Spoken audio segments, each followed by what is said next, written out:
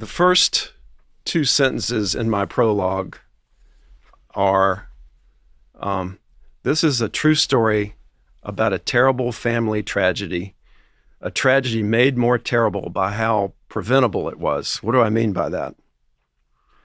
15 hours before David Crespi killed his innocent 5-year-old twins, the family was gathered in I think maybe the kitchen, and they were playing a board game together, including the two little twins. The family notices that David is pacing erratically around their very spacious house while they're playing the game. He's going from the dining room into the living room, back around furniture, et cetera, and back to the table. Later, Kim Krespi notices he's jumping in and out of their bed erratically. She recently told me there was a square rug beside their bed. He was going kind of manically from corner to corner. Okay, so what was going on with that? He was experiencing akathisia. Akathisia, it's a side effect. What it means is the inability to sit still. What it really means is that the body is going into toxicity. That is, he's becoming psychotic. It should be a glaring warning sign that he is in danger of harming either himself or others. But of course, the Crespi family had no idea what that was. They had not been told about this side. This is a fairly common side effect of these SSRI antidepressants. Sometimes, in some studies, 10 to 25% of people experience this. But let me read the technical definition, which you provided on page 117. Mm-hmm. I think this is Bregan.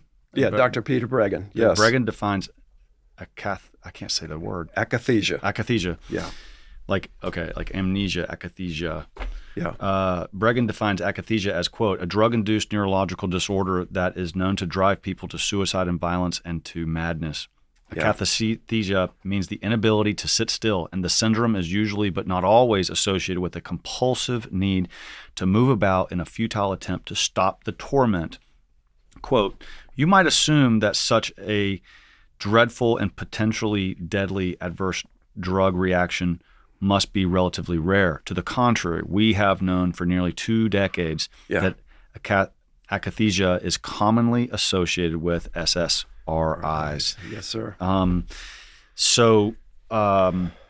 This Kim and the family would have no way of knowing that this was happening. That's right. But the studies did know. That's right. And it was suppressed. So speaking of studies, I don't have this particular case in the book, but it is from my source, Dr. David Healy. Okay, so check this out. Speaking of studies about this involved Zoloft. Okay. And so in 1983, and the reason that year is important is that it's a long time ago. That's one reason it's important. Yeah, that's right. And it's also 4 years before the first SSRI Prozac was approved to be in the American market. So it's 4 years before that. But these drug companies were doing these tests before they launched them into the public. And here's what one of the tests revealed. In 1983, 9 years before the launch of Zoloft in the United States, 21 years before the FDA required Pfizer to put a black box warning on it, Pfizer had done a healthy volunteer trial on Zoloft in the United Kingdom. They recruited 12 women for this trial. Half of them were to be given Zoloft. The other half were given a placebo. Mm-hmm. The trial was due to run for 2 weeks, but it was stopped after 1 week because every single woman taking Zoloft had become anxious, apprehensive, agitated. In other words, akathisia. 1 or 2 had begun to voice thoughts about harming others. Women, they healthy, Yeah. They had started to voice thoughts about harming others.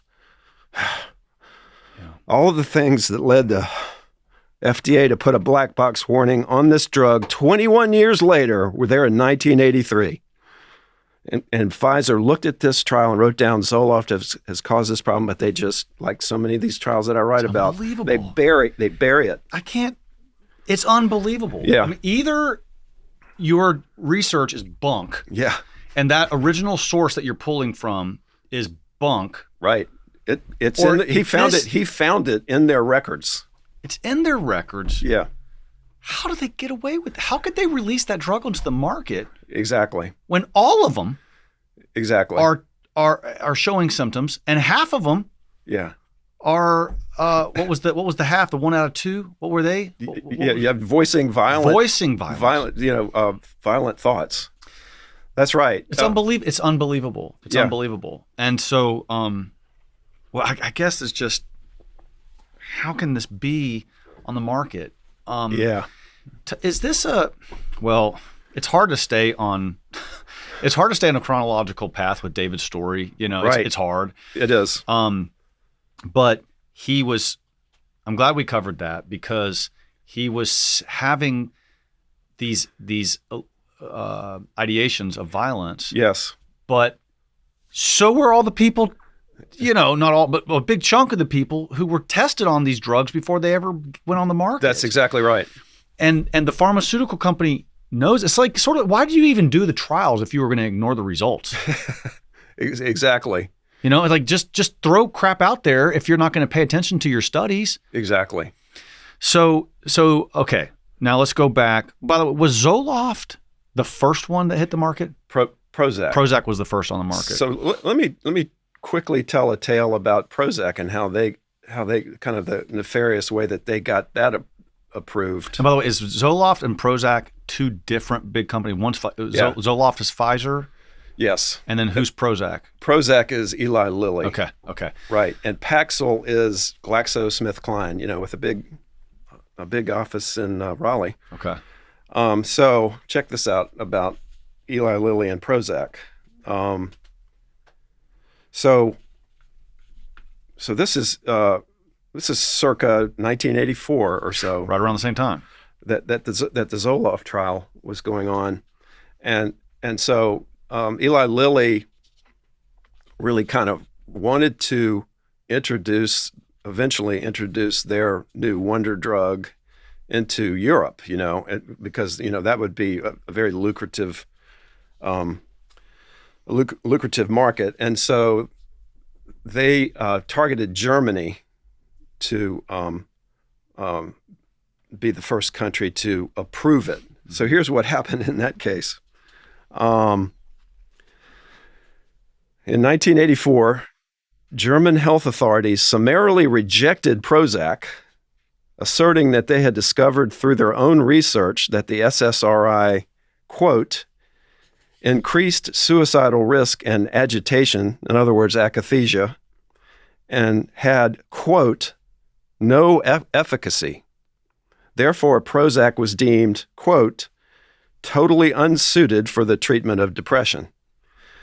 So this not only created a problem for Eli Lilly in Europe, it was also a major obstacle for Lilly getting Prozac approved in the U.S. Mm-hmm. So how was Lilly able to overcome this seemingly insurmountable obstacle? According to a former Lilly employee, Lilly sent the FDA, quote, a version of events that glossed over the problem, unquote. Lilly simply informed the FDA that all the questions from the German experts had been answered, and that since then, the German health authorities had, quote, not contacted Eli Lilly either with doubts or with questions. So the FDA believed what Eli Lilly told them, and in 1987, Prozac was approved for the U.S. market. It's inconceivable. Yeah.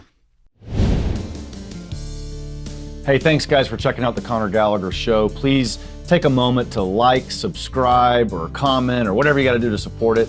And I appreciate that very much.